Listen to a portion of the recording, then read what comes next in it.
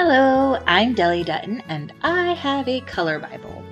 My local library has a room of books that they're phasing out, and they sell them for like $1 or less. This caught my attention, so I had to get it. It is a book of color palettes for interior design, but that's not what I'm going to use it for. I'm going to randomly let it open to a page and use the color palette for a painting.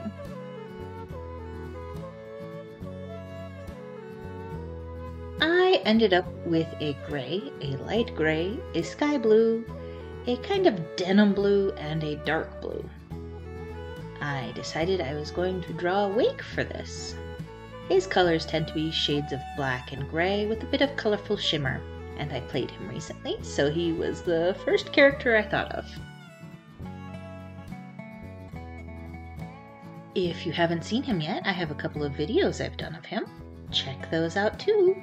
But he's my Shifter Bladesinger wizard. After stealing the calling blade in an attempt to protect his friend Vigil, and to have a weapon to fight with so he could protect his home, Wake used a mysterious teleportation circle and ended up far from home in the ancient ruins of Geldam.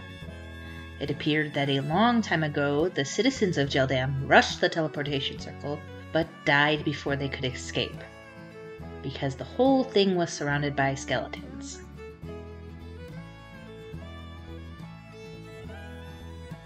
Which was creepy. Wake and Glory explored the ruins to try and figure out what had happened and where they had even ended up.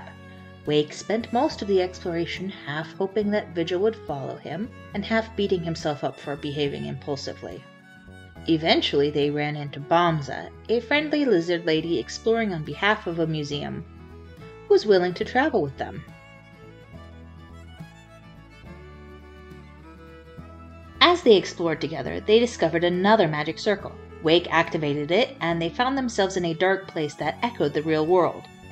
They carefully looked around and found a castle that seemed to glow with magical energy, except it appeared entirely dark to Bomza.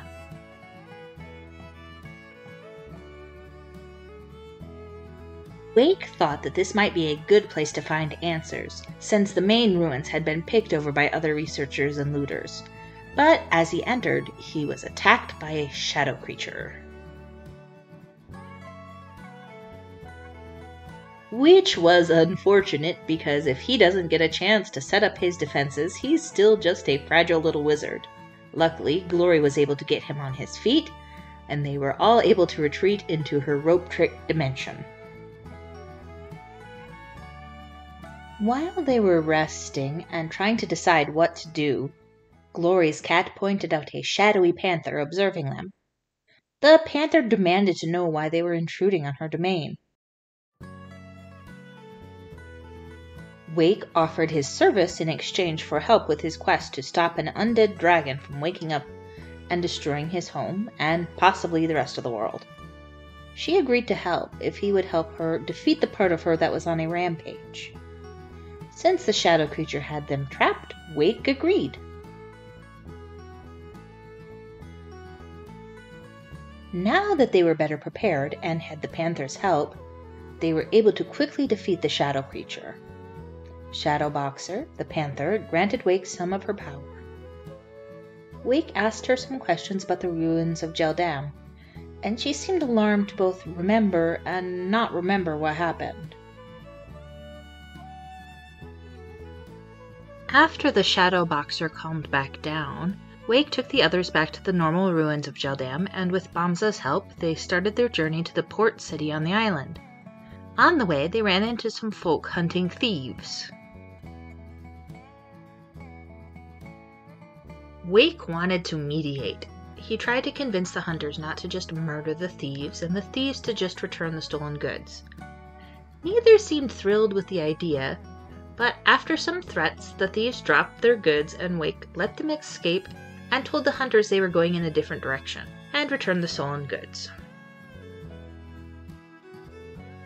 Later, they came upon a campfire with a bunch of folk celebrating the death of the Bandit King, and explained that there would be a new king in the morning. It took Wake a silly amount of time to realize that they were bandits and that he was in danger. but eventually he and his party managed to slip away unscathed.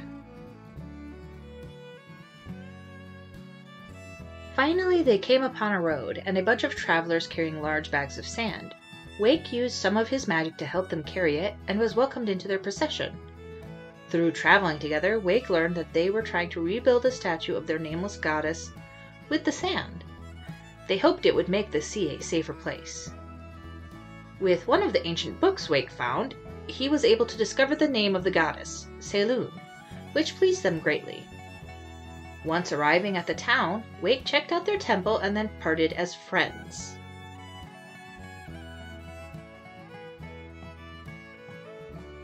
I want to try this again.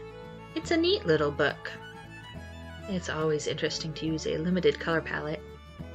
I think next time it might be fun to attempt to draw a room or some scenery.